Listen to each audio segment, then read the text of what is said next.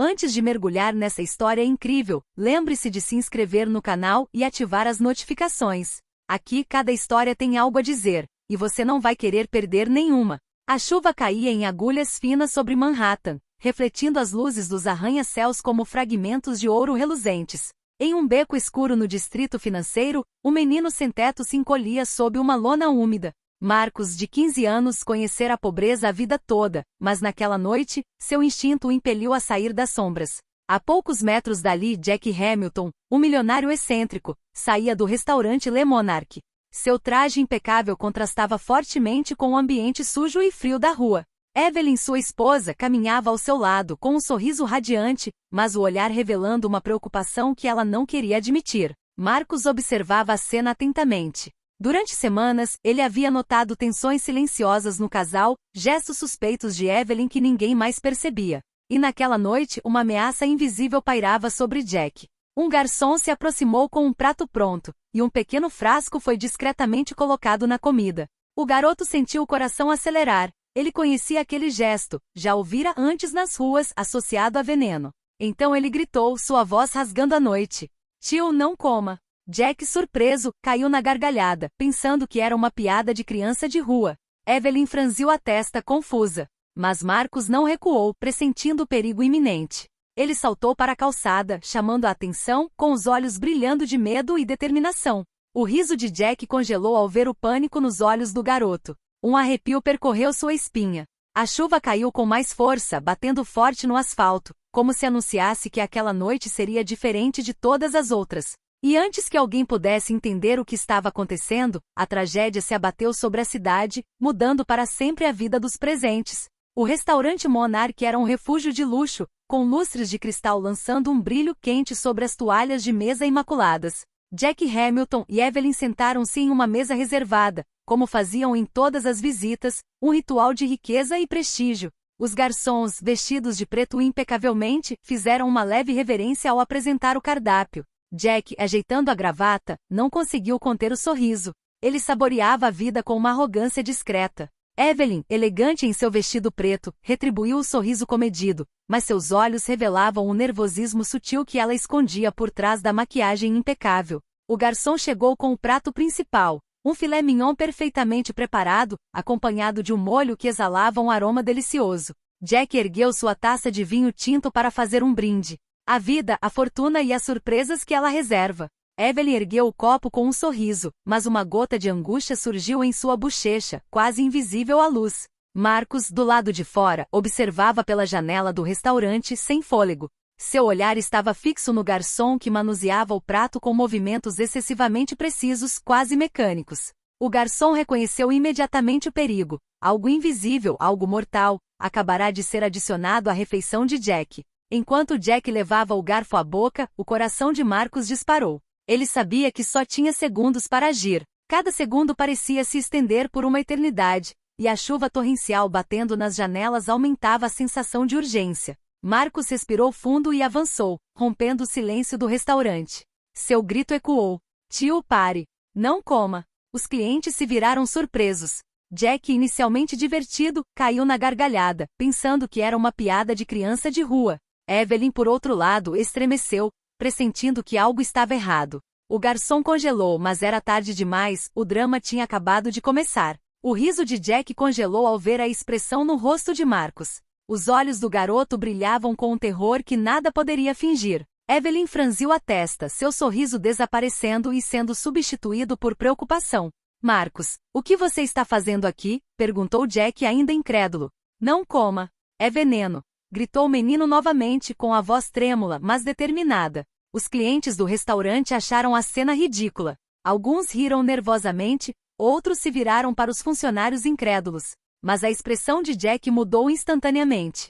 Um arrepio percorreu sua espinha. Ele sabia que não era uma brincadeira. O garçom, visivelmente surpreso, tentou arrancar o prato das mãos de Jack, mas Jack já o havia provado. Uma estranha sensação invadiu seu paladar, um gosto amargo residual, uma leve ardência. Jack tossiu levemente, tentando rir para aliviar a tensão. Marcos, percebendo que o tempo estava se esgotando, correu em direção à mesa. Suas mãos tremiam enquanto ele agarrava o braço de Jack para puxá-lo para trás. Tio, escuta. Você não pode. Mas Evelyn interveio, confusa e horrorizada. O que foi? Marcos, se acalme. O garçom, agora em pânico, deixou cair acidentalmente o pequeno frasco no chão. O líquido vermelho derramou, brilhando nos lustres como uma ameaça silenciosa. Os clientes recuaram, alguns gritando. A tensão aumentou. Jack sentiu as pernas fraquejarem levemente. Apesar do medo, Marcos sabia que precisava manter o foco. Ele gritou para os outros funcionários do restaurante. Chame uma ambulância. Rápido! Finalmente, todos perceberam que aquilo não era uma brincadeira. O pânico se espalhou como fogo em palha seca. Cadeiras viradas, garçons correndo, clientes aterrorizados tentando fugir. Evelyn, paralisada de medo, ficou imóvel por um instante, sem conseguir compreender a dimensão do perigo. Jack, no entanto, sentiu a gravidade da situação. Seu riso havia desaparecido. Os segundos se arrastavam dolorosamente.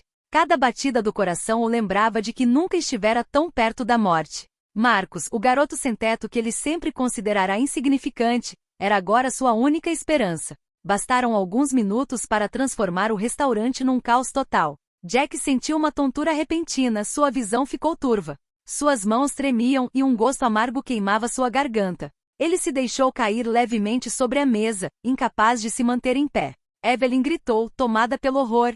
Jack, aguente firme. Marcos, em pânico mas determinado, inclinou-se sobre ele. Reconheceu imediatamente os sintomas. Seu instinto não o havia enganado, o veneno começara a fazer efeito. Sentiu uma raiva fria crescer dentro de si. Como alguém poderia tentar matar Jack? O garçom, agora em completo pânico, tentava recuperar o frasco que havia caído no chão. Outros clientes correram em direção às saídas, alguns ligando para o 911. A atmosfera outrora refinada do Monarch havia sido substituída por uma cacofonia de gritos, cadeiras viradas e pratos quebrados. Marcos pegou o telefone do restaurante e ligou para o número de emergência que sempre soubera. Sua voz tremia, mas ele conseguiu transmitir as informações essenciais.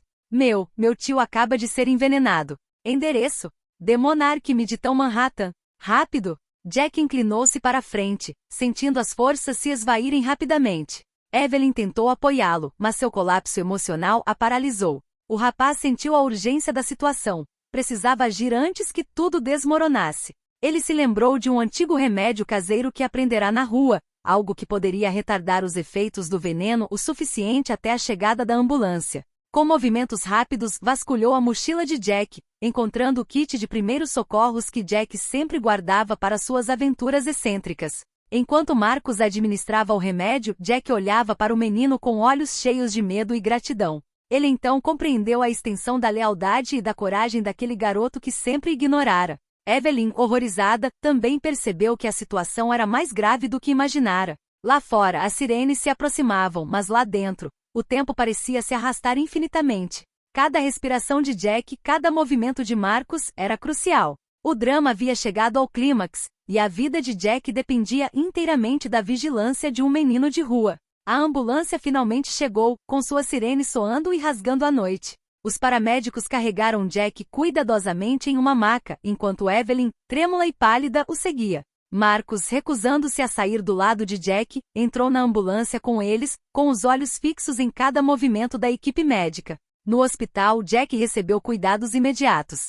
Os médicos se esforçaram para estabilizar seu quadro clínico, enquanto Marcos permanecia ao seu lado, explicando cada detalhe do que havia observado. Evelyn, por sua vez, permanecia em silêncio, incapaz de esconder sua angústia. Mais tarde, quando o momento de lucidez permitiu que Jack falasse, ele murmurou fracamente. Marcos, por quê? O rapaz, com a garganta apertada, contou-lhe tudo. Durante várias semanas, notara um comportamento estranho por parte de Evelyn. Ela preparara o jantar com intenções assassinas, na esperança de acabar com a vida de Jack e ficar com a sua fortuna. Marcos presenciou a cena, reconheceu o gesto suspeito do garçom e arriscou a vida para intervir. Jack, ofegante e ainda fraco, sentiu uma mistura de choque e incredulidade o invadir. Evelyn, incapaz de falar, olhou para baixo. A traição agora era evidente para todos. Tudo o que eu fiz, eu não queria que acontecesse, murmurou Evelyn com a voz trêmula, mas Jack não respondeu. Sua raiva era silenciosa, porém intensa. Ele compreendia que sua própria arrogância e sua cegueira para as intenções daqueles ao seu redor quase lhe custaram a vida. Marcos, por sua vez, sentiu um estranho orgulho apesar do medo. Ele havia salvado a vida de Jack, mas, mais do que isso, havia revelado a verdade e impedido um crime. O garoto não era mais apenas um observador da rua, ele se tornará o herói invisível daquela noite trágica. Entretanto, a polícia e os investigadores chegaram ao hospital para interrogar Evelyn. Seu comportamento e as evidências apontavam claramente para ela como a principal suspeita da tentativa de envenenamento. A justiça finalmente seria feita pela traição e pelas mentiras. Jack, exausto mas vivo, percebeu que aquela noite havia mudado sua percepção do mundo. Ele entendeu que dinheiro e luxo não protegiam contra a traição e que a verdadeira riqueza residia na lealdade e na coragem daqueles que nos cercam, mesmo que sejam crianças de rua que ninguém nota. Os dias seguintes foram intensos. Evelyn foi presa e detida por tentativa de homicídio e fraude. As provas eram irrefutáveis. Vídeos de vigilância, depoimentos de funcionários do restaurante e, sobretudo, o relato de Marcos. Seu mundo de mentiras e fingimento desmoronou como um castelo de cartas. Jack, agora fora de perigo, passou muito tempo no hospital com Marcos. Observou, cheio de admiração, sabendo que aquele garoto de rua havia arriscado a própria vida para salvá-lo. Num gesto de gratidão e apreço, Jack decidiu mudar radicalmente de vida. Ele começou confiando alguns de seus assuntos a Marcos, oferecendo-lhe segurança, educação e responsabilidade.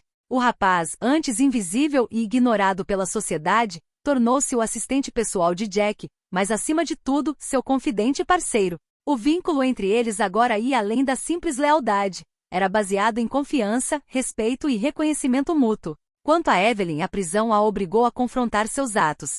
Sua arrogância e ganância se voltaram contra ela, e a justiça seguiu seu curso implacável. Jack compreendeu que a traição pode surgir dos lugares mais inesperados e que a riqueza material jamais protege contra a perfídia humana. Marcos, por sua vez, encontrou algo parecido com uma família e estabilidade. Ele não era mais um menino solitário nas ruas, mas um jovem capaz de mudar seu destino.